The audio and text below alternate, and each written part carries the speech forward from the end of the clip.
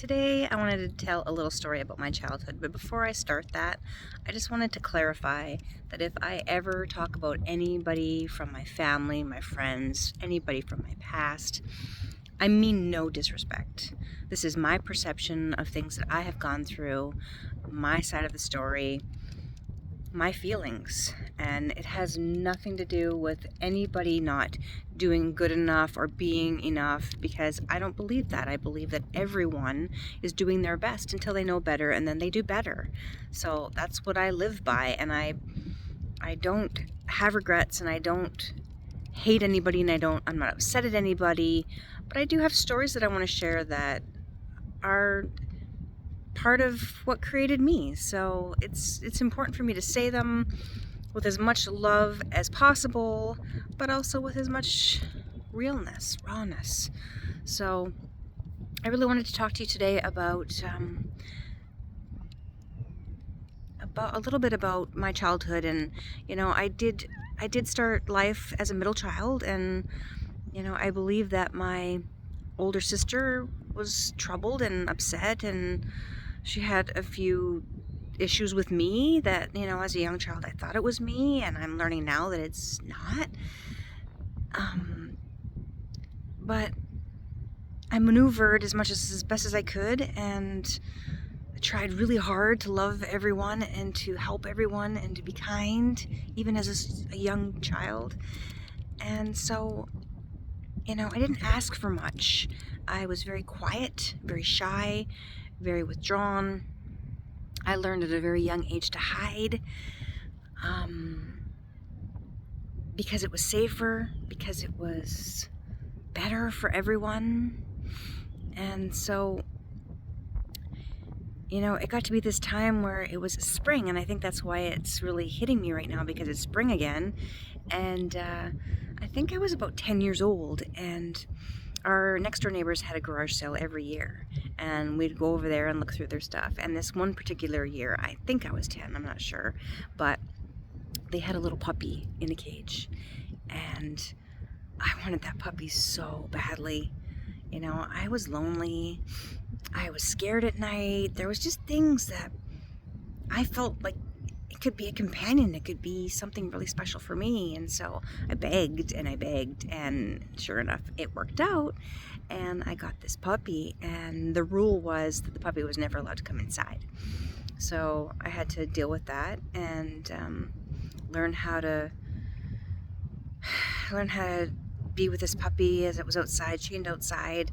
I was responsible for everything for this dog, and had a little house that my dad built with siding and a roof, and it was really special. And I named her Koop, Koop, Koop, and she was really something, and I loved her, and I was so grateful to have this companion and this thing that was mine. And anyways, a few months went by, and I realized that I don't know how to raise a puppy. I don't know the rules. I don't know how to train it. I don't know what to do. And so, it started jumping. She started jumping on me. She started biting at my clothes, tearing little holes, and my mom would get mad about it. And she wouldn't listen.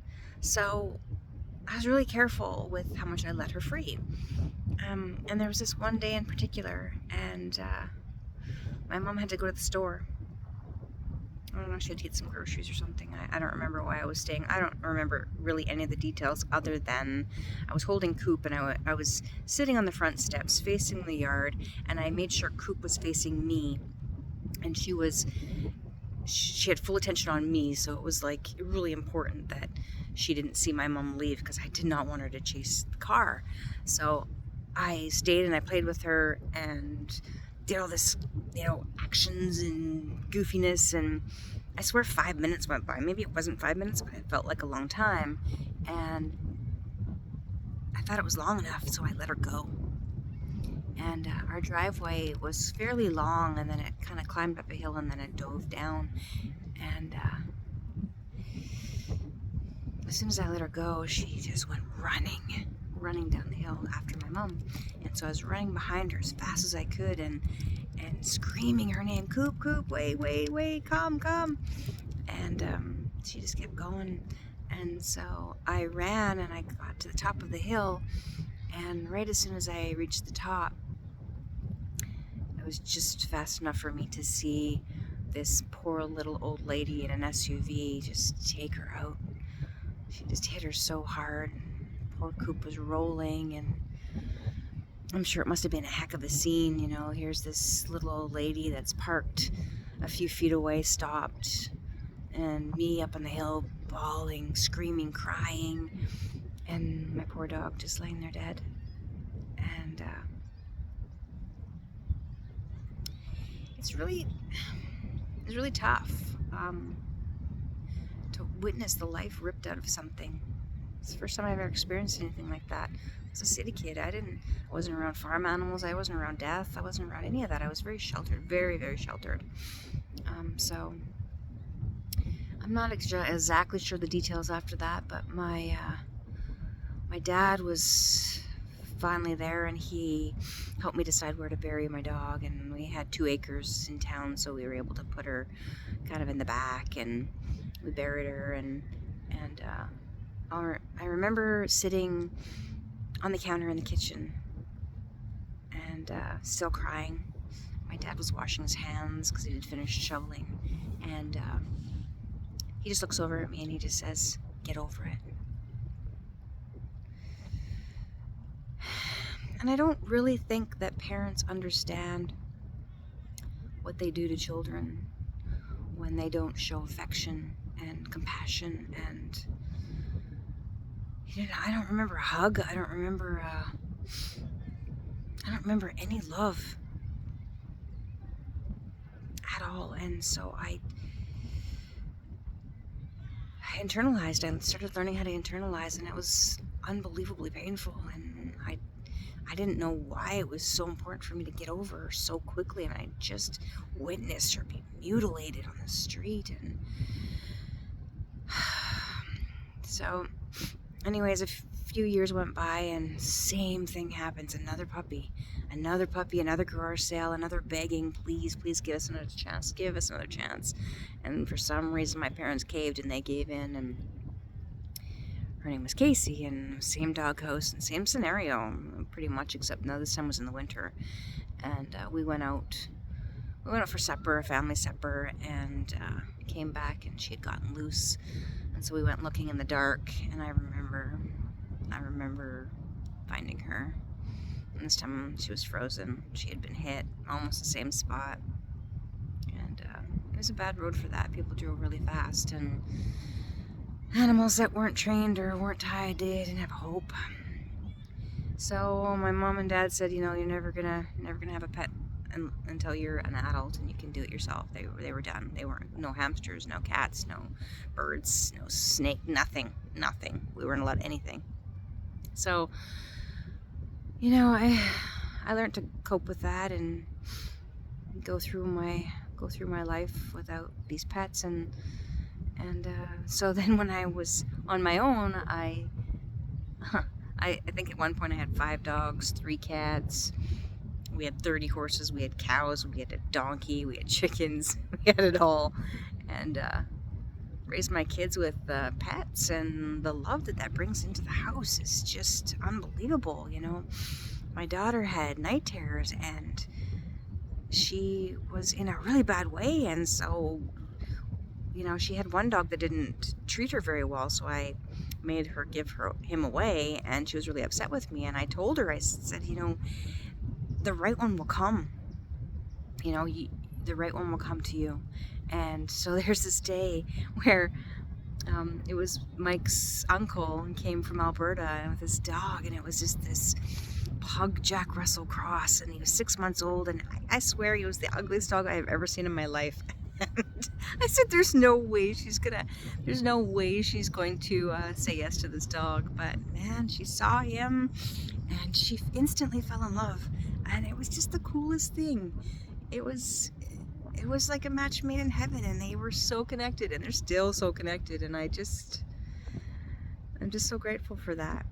And so I think the biggest reason that I wanted to share this video is because I want people to realize how important it is to talk well to your children, to connect with them at a level, an equal level. Like, they're people. They're little, but they're people, and they have great insights, and they have great things to share. You know, I say to my daughter, you are literally my biggest teacher.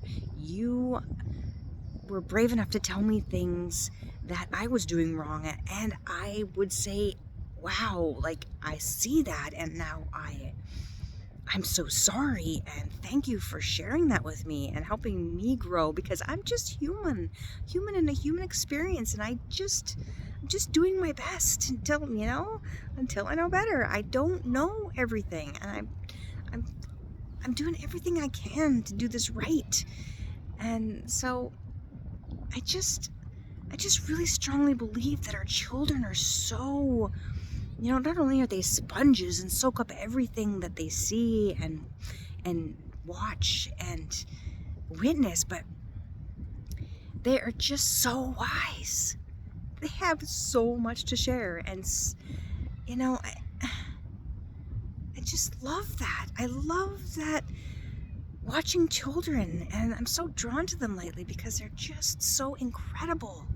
And we don't need to put ourselves up on pedestals and put our kids down and tell them they need to just shut up and listen and all these crazy things. We need to look at them with awe and delight that they're showing us the way. I feel like as adults, we get in our stresses, we get in our fears, we get in our ways, and we lose our way.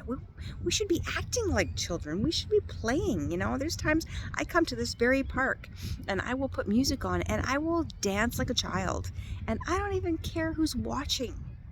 I truly don't, because it is so important to feel good in this moment and to just be and love. I mean, we could all die tomorrow. We could die today. So I just strongly believe that we have to check ourselves and reevaluate and think outside the box and learn even to the last day that we breathe. We have time to learn and to grow and to share and to love and to connect, and that's what I want. So thank you so much for joining me. I am so grateful to be here, to have the people watching me and commenting and subscribing if they choose to or not. But just to be able to have this to communicate with and to let it out again and take all that stuff that's in my past and feed it out and bring it to the surface and see if there's anything left that I need to work on, or if anything triggers me, if it makes me sad, or if it makes me, more glad that I'm where I am. And so it's just a beautiful thing. So again, thank you. I love you from the bottom of my heart. And it's another episode of This Is Me.